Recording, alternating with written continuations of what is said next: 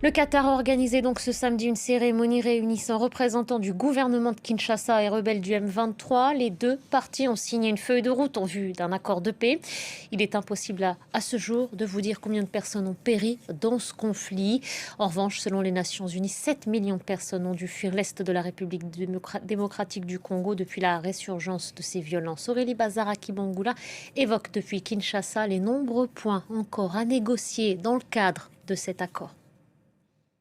Cette signature est présentée par le médiateur qatari comme une étape importante. Alors il ne s'agit pas encore d'un accord de paix, mais d'un accord cadre. En clair, les deux parties se sont engagées à poursuivre leurs discussions pour obtenir la paix dans l'est de la République démocratique du Congo. Cet accord cadre comporte plusieurs protocoles. Deux ont déjà été signés après des mois de négociations.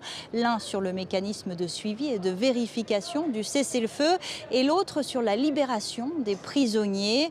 D'autres protocoles, en revanche, restent en discussion et certains constituent même des points de blocage. C'est le cas du protocole sur la restauration de l'autorité de l'État dans les zones passées sous contrôle rebelle. C'est l'une des questions sensibles de ces négociations.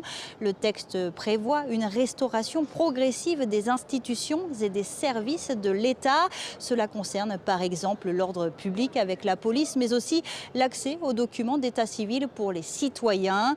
Ensuite, les deux parties devront se mettre d'accord sur les modalités et le calendrier des mises en application. Mais l'un des responsables rebelles prévient, le chemin est encore long.